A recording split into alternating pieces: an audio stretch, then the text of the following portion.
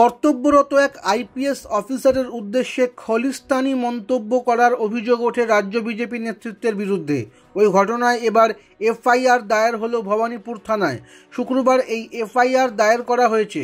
একই সঙ্গে খলিস্তানি বিতর্কে রাজ্য বিজেপির সদর দপ্তরের সামনে অবস্থানরতদের পক্ষেও একটি চিঠি পাঠানো হয়েছে মুখ্যমন্ত্রী মমতা বন্দ্যোপাধ্যায়ের কাছে। বিরোধী দলনেতা শুভেন্দু অধিকারীর নেতৃত্বে গত মঙ্গলবার সন্দেশখালীতে গিয়েছিল বিজেপি বিধায়কদের একটি প্রতিনিধি দল। সেই সময় এক শিখ আইপিএস অফিসারকে লক্ষ্য করে খলিস্তানি মন্তব্য করা হয় বলে অভিযোগ। ওই বিতর্কের রেশ রাজ্য পেরিয়ে জাতীয় স্তরে পৌঁছয় পাঞ্জাবেও। শুক্রবার প্রথম এই ঘটনায় এফআইআর দায়ের করা হলো এ রাজ্যে। থানায় যিনি অভিযোগ করেছেন তার নাম গুরমিত সিংহ। ঠিকানা হিসেবে তিনি পদ্মপুকুর রোডের ইউথ খালসা ক্লাবের নাম লিখেছেন।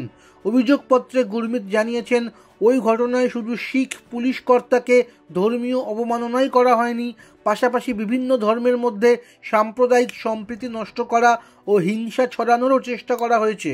অন্যদিকে মুখ্যমন্ত্রীকে লেখা শিখ সম্প্রদায়ের চিঠিতে বলা হয়েছে, তাদের উদ্দেশ্যে এমন আক্রমণের ঘটনায় অভিযুক্তের শাস্তি না হওয়া পর্যন্ত তারা শান্তিপূর্ণ প্রতিবাদ চালিয়ে যাবেন।